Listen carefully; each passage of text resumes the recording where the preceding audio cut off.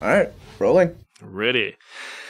I'm David Libby of WarriorService.org, and this is, also SOSRAband.com, and this is Contraband. You want me to start over? Yeah. I will. Please remember, the views and opinions expressed by this show or any other show on DV Radio and its guests are strictly those of said individuals and do not reflect those of the DV Radio staff, nor the staff of dysfunctional veterans. You ready? Ready. Dave Libby here. We got Jeff Vicente in the house as well, running all of our tech stuff. Welcome to Contraband. He's the band of SOSRA, and I get to cackle on there every now and then. Radio. I'm David Libby of WarriorService.org and SOSRAband.com, and this is Contraband on WDVR at dvradio.net.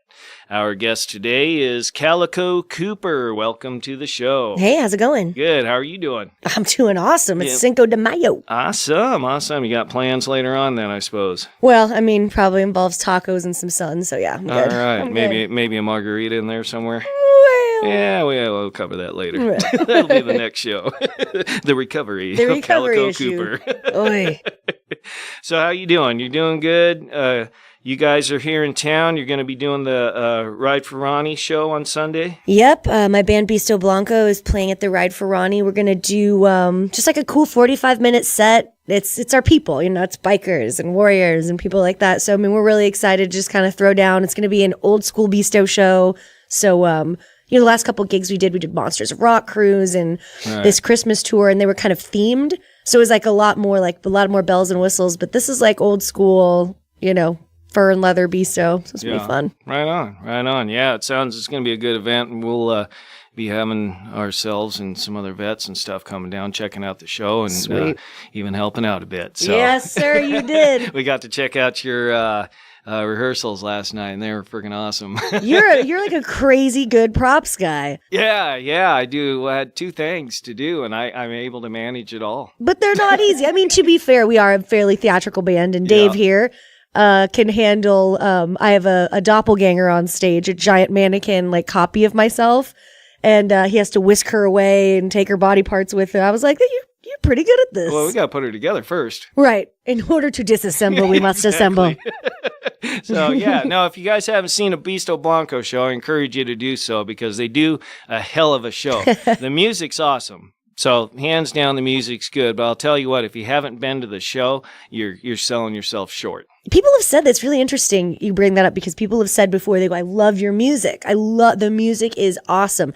And then they're like, we saw the show and it was like, I didn't think I could like the record anymore. Right. And then we see the show because you can't really like translate the energy that we have onto a record because any good record producer would be like, yo, bring it down. Like 1,000,000 degrees. So, this is not commercial, but we get live and you just kind of can't stop it. You can't stop, the machine. Yeah, no, you guys do a great show.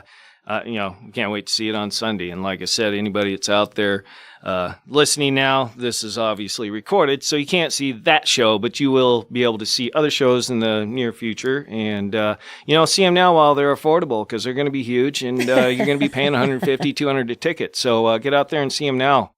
I wish I could see us now. Dang, I put my number in for a ticket. So, you are Alice Cooper's daughter, correct? I am indeed. Okay, so this is the Calico Cooper. This is I don't have a little blue check or anything like that, but all right on. So, but it's me. Now, your dad doing what he does, is tell us a little bit about how the choices you made to get into doing what you do. What do you do? What do I do? What do you do? Well, show might be over soon. I know, right? No, I came out to Los Angeles. Well, at first, my dad asked me to be in the show. When he was putting the show back together, the big theatrical Alice Cooper show, he'd been doing, sort of like a bare bones rock, just straight ahead rock kind of one for a while. And he said, I want to bring back like the nurse and the guardian of the gates of hell for Go to Hell and all this stuff. And he's like, would you be interested in doing it? And I was 18. I just graduated high school. And I was like, I'll do a run, maybe. Yeah. And so I went out for the first couple of years. I just sort of like did as I was told and like played the characters the way that I'd seen them done in the past and like, that I'd read about them in the comic books or like that I, just what my experience of them had been. Right. And then at about year 3, I got a little comfortable and I started taking some liberties on what those characters look like. So all of a sudden, for me personally, I don't find like patented sexy very sexy. It's just not my brand. Right. And so this nurse like was always played very like, had this like, sort of like typical like nurse fantasy sort of thing going on. And I'm like, what if she was worse than Alice? Like, what if you wanted her to die as opposed to like when he like chokes her out and like throws her in the trunk, people are like, oh, he's such a bad guy. But when I played her, you kind of wanted her to go. Yeah. And so I started playing a lot of those characters sort of the way that I saw them. And I wanted to create like a formidable enemy for Alice, like somebody that he could actually go toe to toe with and you weren't sure who was going to come out on top. Right. So, and then I love the idea that it was a woman. And then I love the idea that like, in this scene she wins, in this scene she loses, and like she never stays down. And the idea was sort of like when you have a nightmare. Welcome to my nightmare. Right. And it's the same person's face over and over again, just in different bodies. Like, it's not that person, but it's their face or whatever, So the idea of the show was I just keep coming back. Like, he can't get rid of me. No matter when he kills me off, I come back as this. Yeah. And then he kills me off and I come back as this. So it's just like sort of this idea of that kind of haunting nightmare. And, we would do Only Women Bleed. And it's a story about, so this battered women and stuff. And I just remember like, we had this whole fight sequence and he would, knock me to the ground and everything like that. And the biggest cheer the whole show got was he would knock me to the ground. This is about like the 8th time he's tried to get rid of me. And he would walk up to the front and keep singing. Well, I would get up like Michael Myers. In the background, it was like one hand, then the other hand, then one foot. And I would stand up behind him into the spotlight and he can't see that I'm back there. And the crowd would go, "Get him! Get him!" And I would just sort of like hobble forward and the crowd's going, "Behind you!" Like he doesn't know. Yeah. But it was really cool to watch people kind of rally behind that character. And I did variations of that for about 11 years. I was on the Alice tour. And then I started doing film and television like Hawaii Five-0 and a bunch of like Nickelodeon shows, which is so funny transitioning from Alice Cooper to Nickelodeon. But it's a thing. Yeah. I was surprised because they're so strict, honestly. Like Nickelodeon is such a great network that they're really careful about on the soundstage, it's like 1 billion things you have to pass. You can't have any, like nothing. And so when they have to hire villains for their shows, it's really hard because villains look like a lot of actors, like archetype that are villains, gonna have a DUI. Right. Gonna have something. Because we look scary and scary people generally do scary things. So, so when I did the audition, I remember talking to the casting director and they were laughing. They were like, "We loved you. 100% we wanted you to play this character, but we were also 100% sure that you had something on your record. You had to have," and they were like, nothing came up. I was like, dude, what you don't understand is I have to tour all the time. And I have to be able to go to whatever country I want, whenever I want. Right. I have to be able to be on whatever TV show I want, whenever I want. And that's important to me. So when it's like, I could dick around a little bit, maybe get into some trouble, or just like, I'd rather work. Yeah. Well, and you can learn from others' mistakes too and use that. Oh, yeah. No, believe me, I have enough friends who super talented and stuff, and they just like had to do the thing. Yeah. You had to do the thing. Well, like I said, you can live through there. Right, exactly. And so then we tumble into Beasto. And, I toured with Chuck, the singer, in Alice for 11 years. Yeah. And we became super, super tight and always talked about doing something. And it was all talk. And then he started it with Brother Latham. And, just brought me in to do background vocals on a record. And that went farther than we thought, I think. Was that the Live Fast? Yeah. I just had ankle surgery and I was all doped up, couldn't walk. And I had a friend literally carry me into the studio because it was up a flight of stairs, the whole thing. And I was just like, Bleh. And I told Chuck I would do it. And I'm really weird about if I say I'm going to do something, I 100% will do it. Because by the way, Los Angeles, not so famous for that. So I just want to be somebody that's exemplary in that way. Right. I have very few qualities, but one of them is I do what I say I'm going to do. So I said I'd be there. I said I'd do the thing, and I felt awful. And so they brought me upstairs, literally propped me up in a chair, and he just handed me a piece of paper, and he said, sing this, this, and this. And I mean, it was a silly, squeaky, shrieky voice, and I go, no problem. So I did it.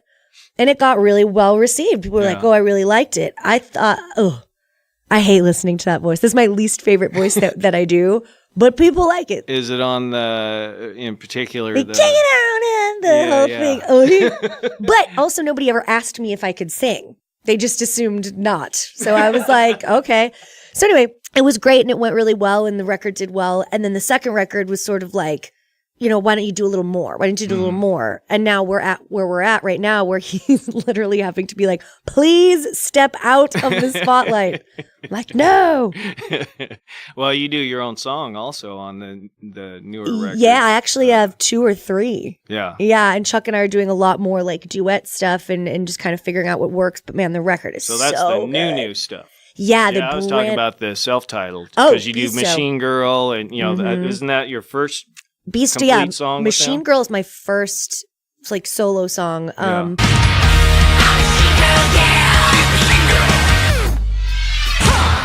A little bit Frankenstein, but not nearly as much. It's more of a duet. But on the new record, whoa. Yeah. Whoa. I have some moments where I even impressed myself. I was like, damn. Yeah, when you don't have a hard time hearing yourself, you're like, I must be doing all right. Oh, wait. And in the booth, it's funny, the place that we record, there's it's a double story. So you record downstairs, like you actually are singing downstairs, and there's a huge monitor that goes up to where everyone else is sitting. So all the guys in the band are up there with the engineer. And then I'm sequestered down in this hole with a microphone, and all you can see is like, I'll do some huge thing and then they stop and it's dead silent and you just look at the screen and they're just mouthing like, blah, blah, blah, blah. And I'm going, was it bad? Yeah. I don't know. And then they look really— Is that where we did the gang vocal stuff? The gang vocal stuff. Yep. So you know what it's like? You're like, I'm reading your face and it's saying it's so awful. Detached and it's It is. And then the funny thing is they have to press a button to talk back. So their faces look like I drove a Mack truck through their living room. And then when they press the button, they're like, that was great. Thanks. I'm like, is that a good grade or a bad? What does that mean? Yeah, you're fired. Yeah, you're fired. You can't fire me. If you can find somebody else to do what I'm doing, I'll go for it. But well, that's cool. Well, no, you bring it's nice to hear a female's voice in music that, in my opinion, isn't really forced. It sounds natural. You got Beasto Blanco isn't a band; it's a family. Yeah, and 100%. Everybody in the band, even the guys that aren't in the band, that are kind of on the side, everybody's included. And I went on tour with you guys a couple years ago or whatever. Yeah. And, I didn't know what I was doing, but. It's okay, we didn't either. So it worked out. It already worked out. But I mean, it was cool because it was just like, we went on the road and it was a couple of weeks or whatever it was. It wasn't that long, but we all it was just like a family. Like we all knew each other, just catching up after all the years of being apart and doing our own thing or whatever. And I think everybody is so experienced just in life. Like, you've had your experiences and, we've had ours, and being on a tour like the Alice tour is such a, obviously well earned, but it's a nice production. It's everybody's very well taken care of. And so I think we bring everybody down to the same level when we all get in this van and we all get in these little hotels, and we're all almost starting over when you were with us. I mean, we were basically starting from the beginning and building a fan base and building whatever. I mean, now it's like a lot nicer. Now we have mini buses. Yeah, that's right. Mini buses. The short bus. They weren't using it at the school, so they took it. But it's watching a thing rebuild. Rebuilding is like such a universal topic, right? Whether you're coming from military, you're coming from music, you're coming from, a bad relationship, whatever. Rebuilding is something that everybody's had to do at some point. And so us all coming together from different walks of life, I think that really unites people. We are all starting this from gig one, day one, and we're just going to let it fly. Right. And so by the end of the tour, you're just like, man, we've built this little family because none of us know what's going on. Right. We're hoping for the best. Things are exploding. So. Well, and how at least in my experience with, military stuff and just life, how unique it is to get that many people together that get along. And you always have that. Well, I don't care how many people you have. You have 5, 2, 12, whatever. There's always that one person. There's always that person. We didn't have that person, and it was cool. We did our thing, and I did what I could. I drove. Yeah, you and did stuff, great. Just doing all that. But it was, I don't know, it was just cool. It was a great experience for me. Thanks. And it helped me understand what goes on behind the scenes, because, me and probably everybody else that watches or, shows or listens to music, I say this all the time, you walk up, sing in the can, and get your money, and you're famous or whatever, and it is far, far from that. Thank you. It's a lot of dang work, and like I said, there's listeners out there that are probably interested in getting into the biz or dabbling or whatnot, and it's not easy. It's not easy, and I think it's a really fun. common misconception that it's like, well, one day you just get discovered, or one day, it's just, you happen to be the bass player from Alice Cooper, so of course, or his daughter. Right. So of course you're going to rocket into superstardom, but I'll tell you, it's actually a little bit more, and with all love and so much gratitude that I was, born into the situation that I was, but it really has been more of a hindrance than anything, because people are going to constantly compare your music to your famous relative, or if you're an actor, if you have a famous, your mom's an actress or whatever, it's always going to be that thing. So I think kind of what makes Beasto special is that we never set out to compete at all. Right. We never were even in that genre. You know what I mean? Like we're doing what we do best, and that's what we're doing. Well, you guys make it on your own. Yeah. You're not making progress because Chuck's the bass player of Alice Cooper. Yeah. We're not making progress because you're Alice Cooper's daughter. You guys are making progress. Maybe in the beginning that has a little. It helps. Or even, it does help. Not help. The thing is, you guys carry your own weight. Definitely. And everybody like carries about, it. Everything that you guys do. Yeah. It's not, oh, well, I was, this or that in a past life. It's like, who cares? What can you do now? Yeah. And you guys do it. You don't even, my past life, I'll be doing that next week. Yeah. This is what we're doing today right now. Is today. We're going to kick your ass. Yeah, and exactly. You guys do it. You guys do it, and you bring Thanks. it. So. Well, our music is like specifically like sort of the moral of it is like, look, like everybody's got to grind. There's no special snowflakes. Like you are capable of getting up and doing it. And I think that speaks to, I think that speaks to veterans. I think that speaks to people that have rebuilt. That speaks to people, who never had anything really handed to them, but they did something with their lives. You know, that's what I get out of it. Yep. No, it's awesome because, at least in my observations, it's seemingly all too common. You get either a celebrity, Spawn, whatever you call it. Spawn. That actually makes me sound way radder than I am. Because I picture Spawn I was trying like to be careful like that. Fuck it, she'll get it. No, I get it. You're like Spawn with the teeth and the thing, like the character. So I'm like, I am Spawn. But you come from that, and there's some pretty good examples out there. People shouldn't be on stage, and I'm not going to name any names, Corey Feldman. So, well, what's also funny about that is that I am the only girl in the band. Yeah. And I'm not rough around the edges. I'm sitting here talking to you right now. I'm in a blue sundress.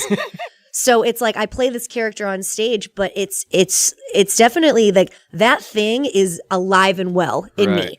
You know what I mean? And it's easy to access, but I think everybody's got that beast. Oh, yeah. You know what I mean? And you know me and you guys know me. So it's funny to see like, sundress Calico and then just like give me a minute and put my hair in some dreads, and all of a sudden I'm like, what am I doing? Psycho Calico. Yeah.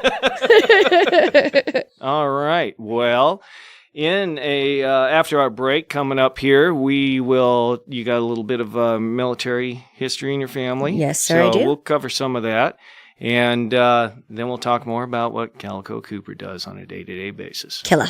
Right on. All right. We will be back shortly. Don't forget, you're listening to Contraband on dvradio.net. DV Radio.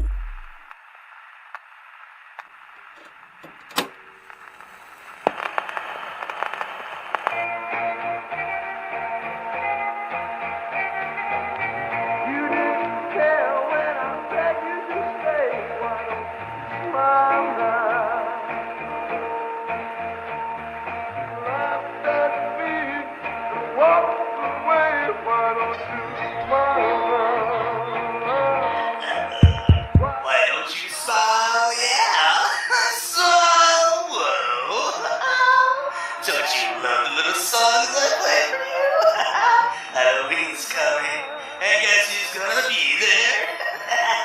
I'll give you a hint. It is Hillary Clinton. Who's it gonna be? Who's it gonna be? Who's it gonna be? I don't know. Do you know? I know. I can't wait for it. Are you ready? I can't wait. I'm jumping up and down for joy. Are you ready, boys and girls?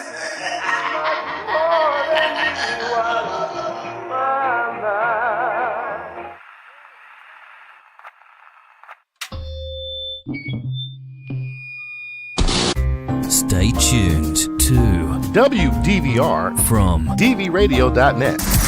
We don't break the laws. We just make up our own.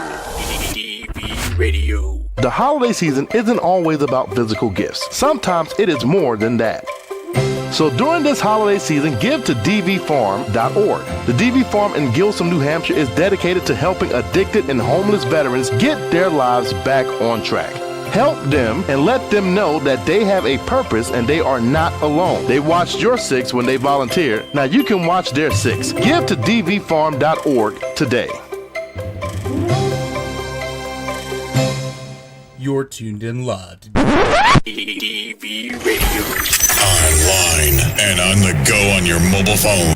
We're the internet's best choice.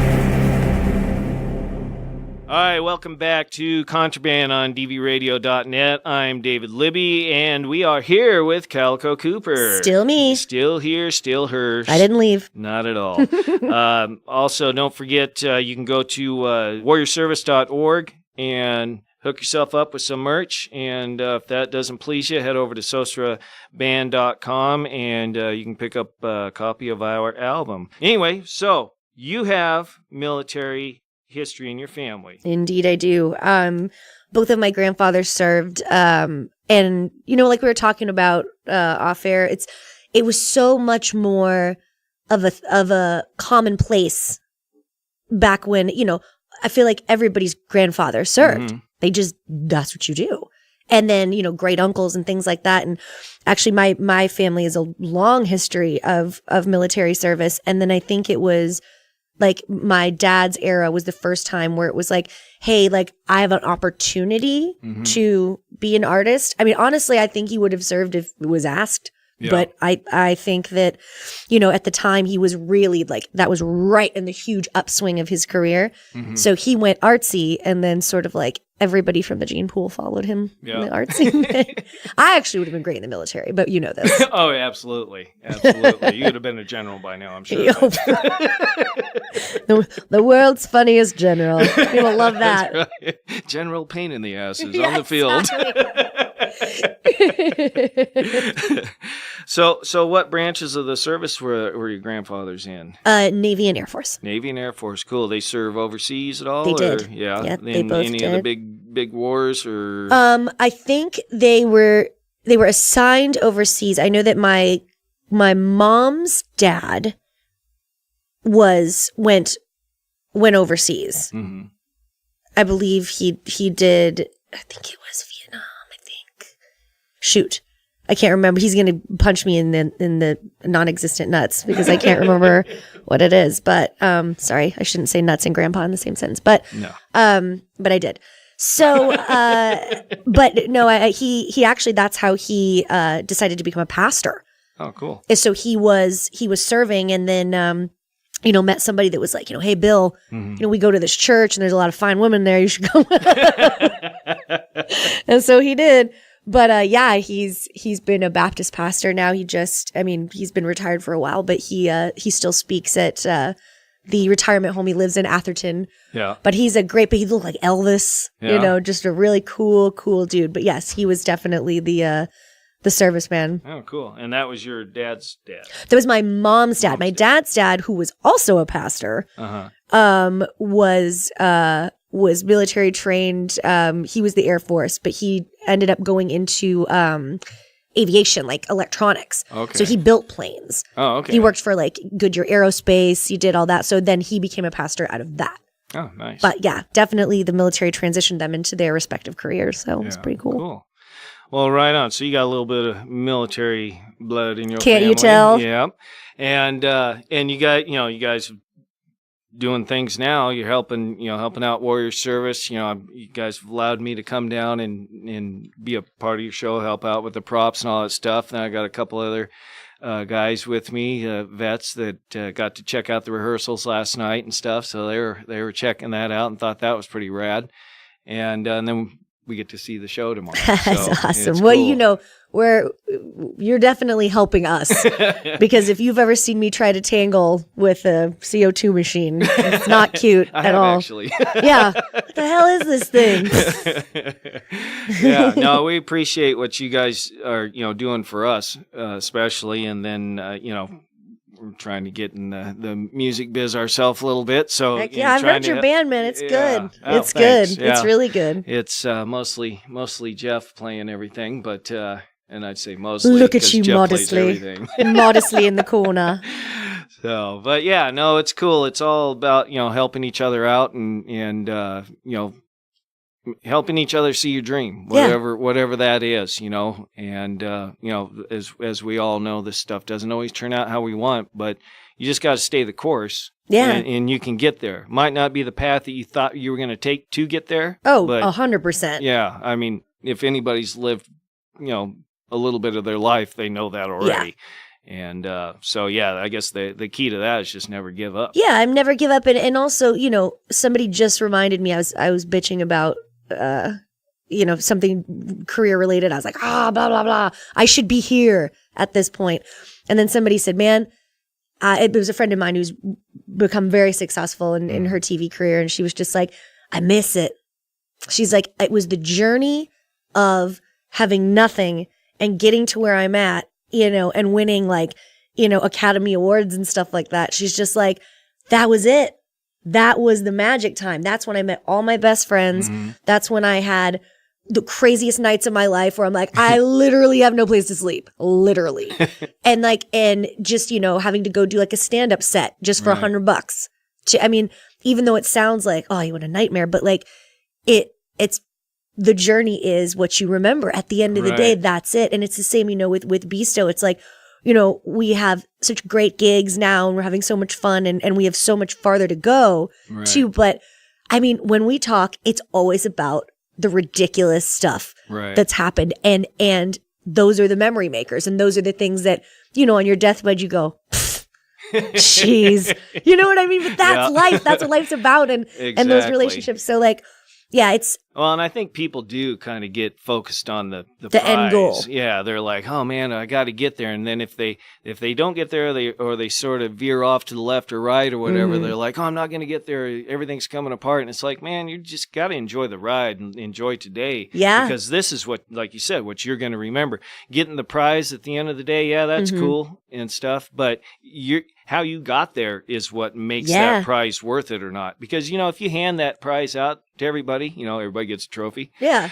Special snowflakes. Then it doesn't mean anything. Yeah. It wasn't earned. And it's just something else collecting dust on your freaking memory shelf or whatever. Totally. And we're talking about Beasto in that vein is like, we earned it. That's right. We did. Not sure it was worth it at this point, but we earned it. I loved every minute of it. And the thing is like I said, we still have so far to go, but it's the same, we're talking about like doing a record, like your band. It's like doing a record and you have an idea of, where you want it to go and everything. And the potential's there. Mm-hmm. It's there for everybody. And you guys, you have a lot of talent and it's there for you. And, we were talking earlier about how to practically sort of transition into that. And what I would say in my experience, film, television, music, know your brand. Mm-hmm. And even if you don't love it, and it took me years to shake off, still currently working on it, but the celebrity kid thing, I was like, why is this gonna like overshadow me my whole life? Is this gonna be a thing?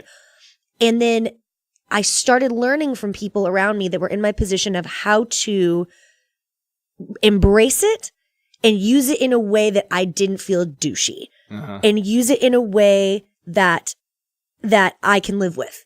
And so, the fact that you are, military, right?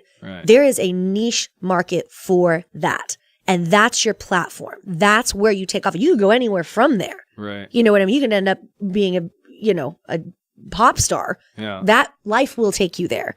But the fact that you have something that not everybody has, that's your special thing about you. Right. So capitalize on that, knowing that that's your brand, amp it. Right. Like we know that we're a little rough around the edges. We know we're beasts. Right. So we dress that way. We sing that way. We perform that way because now it can go. Right. Now the roots are down. So for your band, people that might not know or like that kind of music might listen to you just because. Right. And we were talking about just becauses earlier. Just because I'm Alice's daughter. Right. Just because he's a bass player.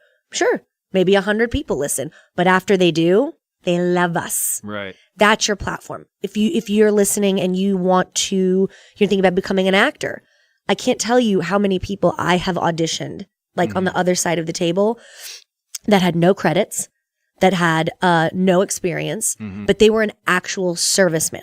And you cannot fake that. Right. And that is something that you have that nobody else has. There's a stillness. There's a wisdom.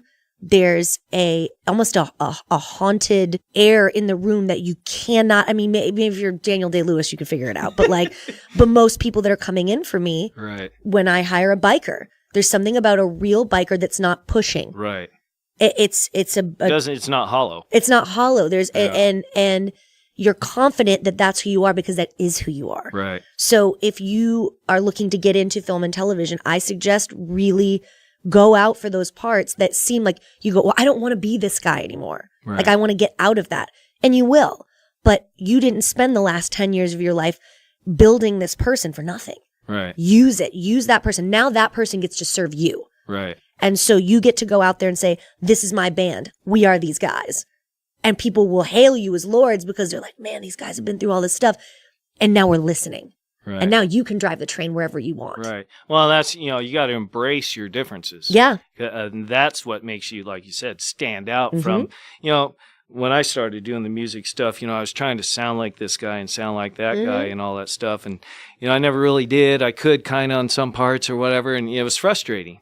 It wasn't until I embraced who I was and how I sounded and what I wanted and how I, how I wanted things to sound and stuff, with the music stuff, that it kind of started taking off. And then I really started finding my voice and, stuff. So, we're working on another record and I can't wait to do it because my voice is better, but it's only better because I'm not fighting it anymore. I'm just rolling with it and embracing who I am. And it comes out a hell of a lot more natural. Yeah, a hell of a lot more natural. And like I said, you're building this brand now where it's like people are going to say, I want to sound like this guy. Right. You have a unique voice. And like we were talking about earlier, I don't sound like anybody. Right. And I can, because I'm a voiceover person too. I can sound like Mickey Mouse or like Cher, whatever. Like no big deal. You can do a Mickey Mouse for us? Not if I want to sing tomorrow. I'm gonna blow that sucker out.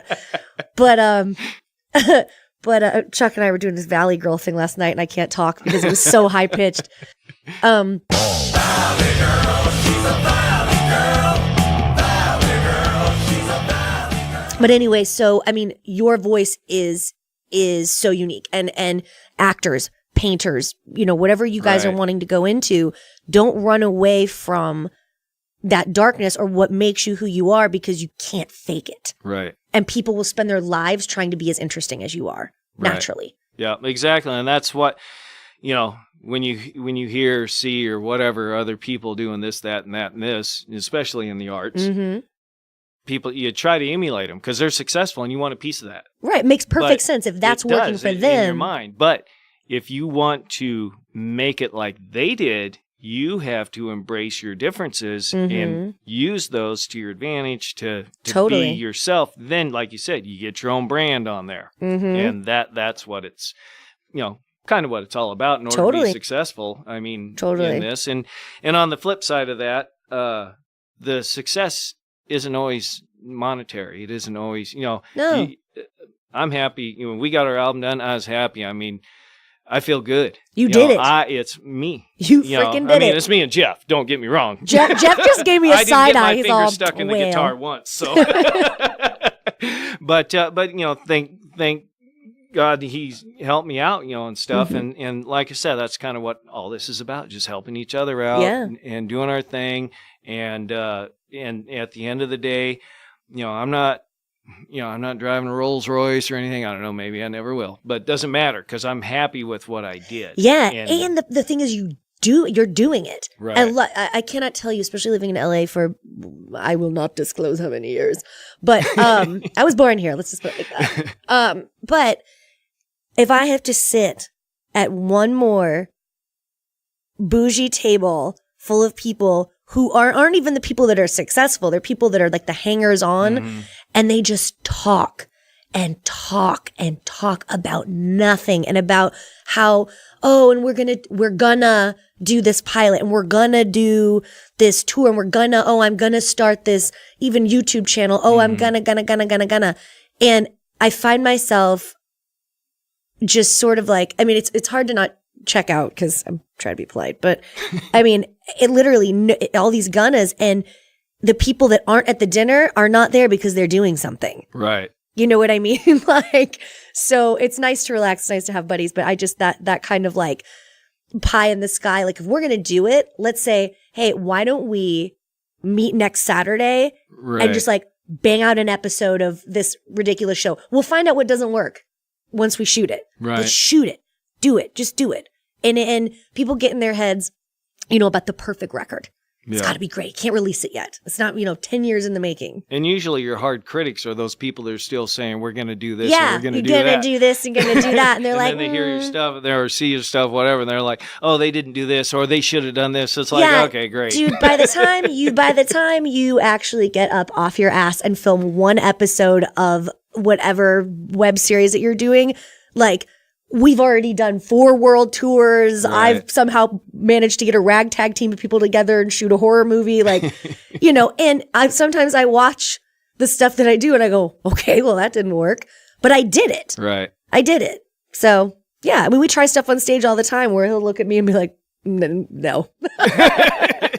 No go. But I wanted to try it and he lets me. I've actually stopped going to rap parties because the big thing I found out as a post-production guy is the actors have no idea who I am. Isn't that ridiculous? Honestly. Yeah. And not to take away from like let's like bring up the arts. I do not understand that. Big touring bands or people that are making movies. How do you not know? Dude, if you're responsible for lighting me or my voice, kind of important. Yeah. Might want to know the guy's name. That guy. Yeah. We did a musical here. We did it here. We wrote it here. We did all the post-production. We did production over in La Cañada.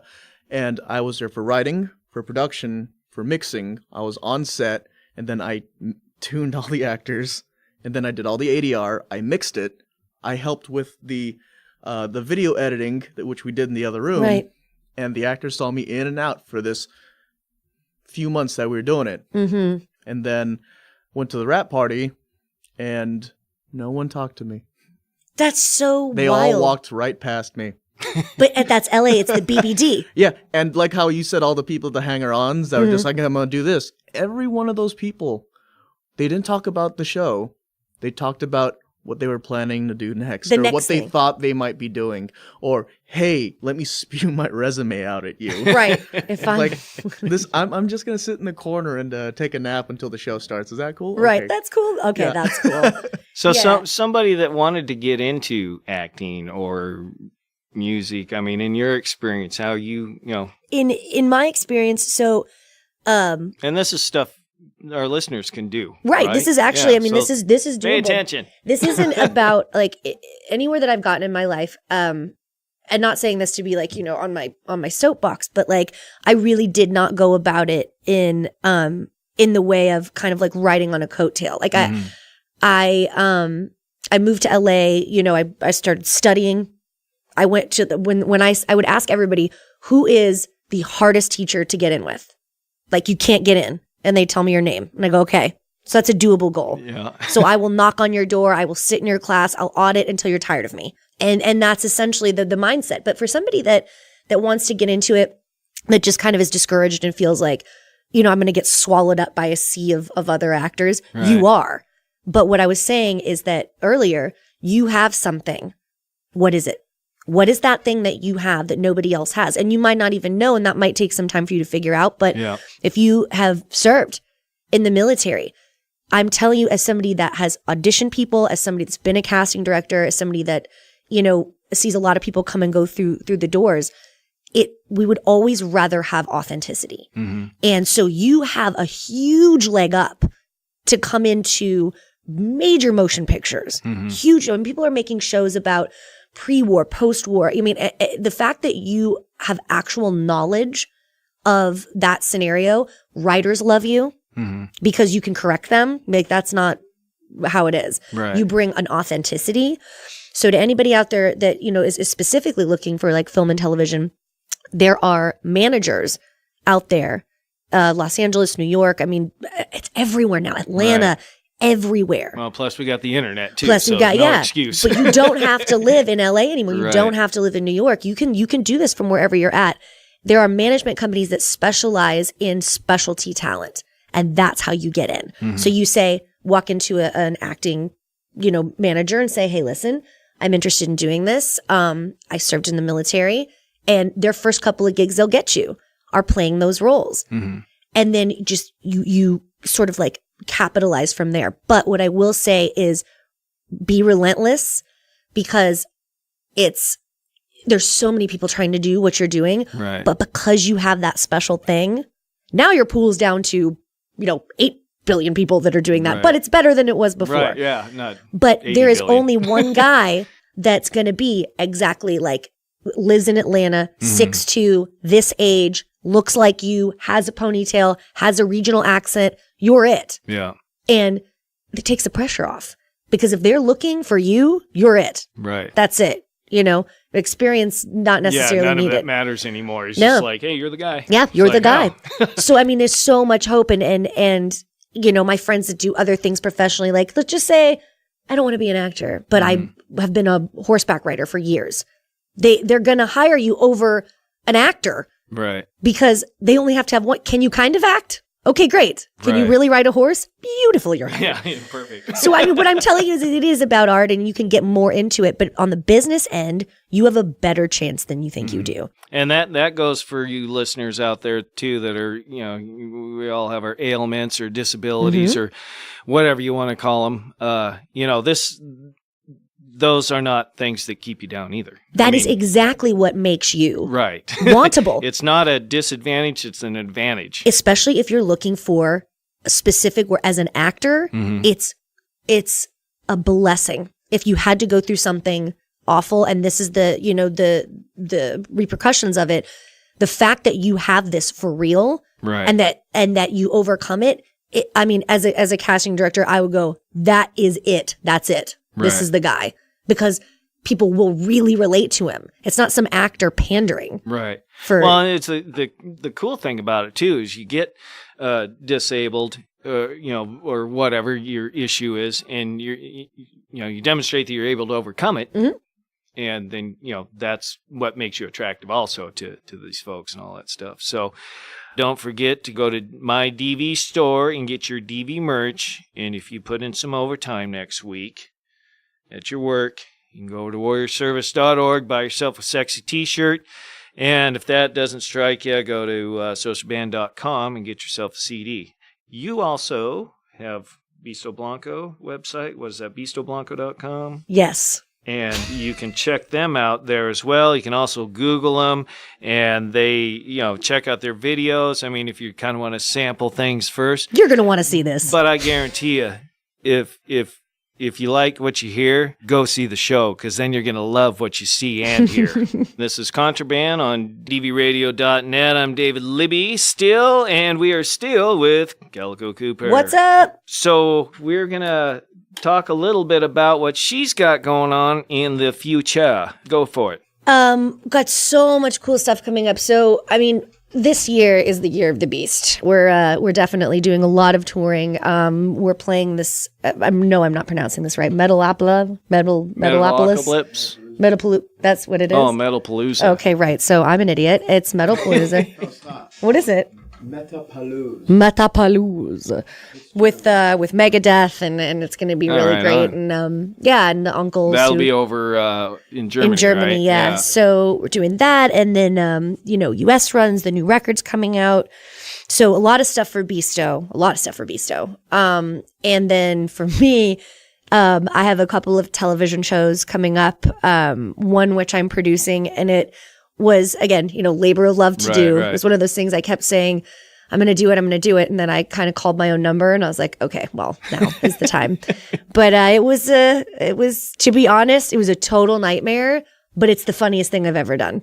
Is it a show or? It's a television show. I shot a pilot for it, and I play a washed up pop star from the 90s and then the idea kind of came where I said, what if somebody burned super bright in the 90s? I mean, one hit wonder, was huge, like did all the big tours, and then just fell off the face of the earth. Nobody cared anymore and went into like a dark hole. So we catch up with her on this pilot where she's waking up in her apartment and, she lives with her brother in a studio apartment who is her manager and life coach. Yeah. Right. And she's going to try to get a record deal again. And she has no idea how anything works anymore. Right. She thinks she's a way bigger deal than she is. So, which is all stuff I can play. Living the dream. But no, it was really, really good. And I wrote it with some people cool. from the Groundlings. And we kind of, so I play this really ridiculous character that's just super full of herself, but you love her because she really cannot understand the world around her. Why aren't people recognizing her anymore? And she has to ride a bus. So it's really, really a funny show. Do you at liberty to release the name of the show yet? Or yeah. Well, the working title is The Normal Ones. Okay. And basically the moral of the story is it's all about relationship. I'm not a big plot person. Mm-hmm. So when we wrote the show, I wanted it to be about the relationship between this girl and her brother. And she is a nightmare. I mean, like I said, self-entitled. It's all the stuff that I've always tried to walk away from in real life, but now I get to play with it, take it out and actually see what that's like. Yeah. So it's so much fun as an actor because I just played the worst version of myself.